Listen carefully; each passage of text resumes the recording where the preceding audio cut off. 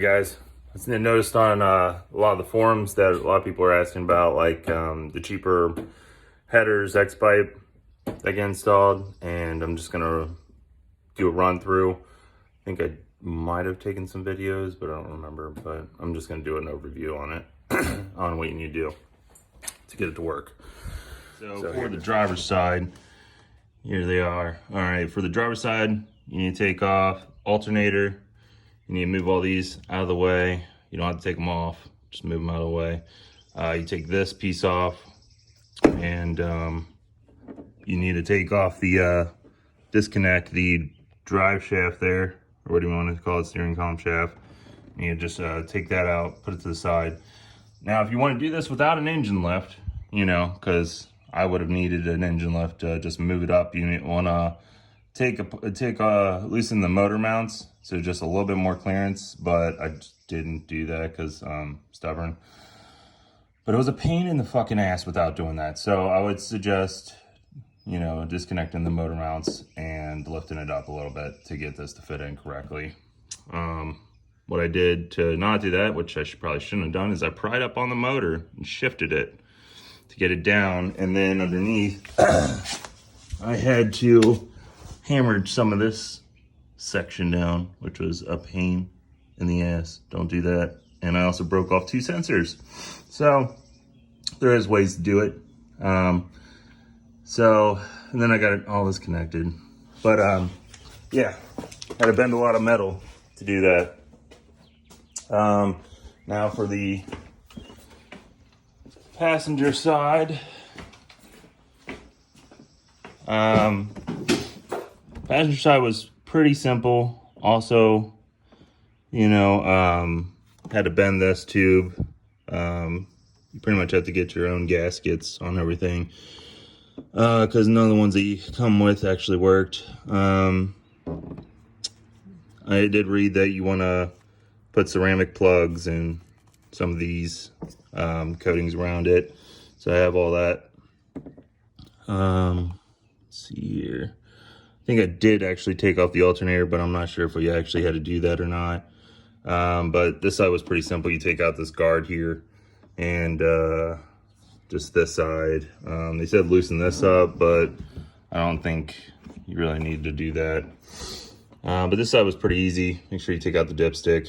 Still haven't put mine back in yet. So, and I did hit this pretty hard, so be leery of that. So, I mean, I'm leaking a little bit somewhere, some green shit. Underneath, you need two 18-inch pieces. Got from Advanced Auto Parts. 12 in there. Mine's a little bit shifted, so I have to probably re-disconnect them again and redo that part. But yeah, that's how they got on there. The donut gaskets really suck. Pretty much everything up there sucks.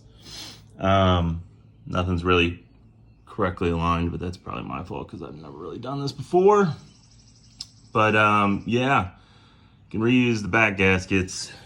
The donut gaskets came with it, but one of them didn't, so they had to send me another one. They're probably crap. Haven't ran the car yet, but that's pretty much what you had to do to get it on there. But yeah, just one thing to watch out for when installing these is the sensors. There's one by it's the oil sensor down by the oil filter. I have to change my oil filter because I did scrape it pretty hard. And there's the coolant sensor, which is right here. That I broke that one off too.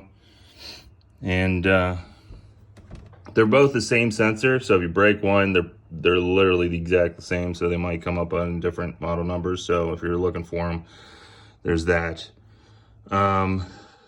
Just whatever you do, do not break the connector that goes into the sensor, because those are somewhat expensive, and you really don't want to do that. So I believe that's it as far as everything goes. Oh yeah, I also cracked this whole piece up here somehow. I leaned on it maybe, or it just fell apart. So just be leery of that. I had to put a new hose on it because mine was fucked up.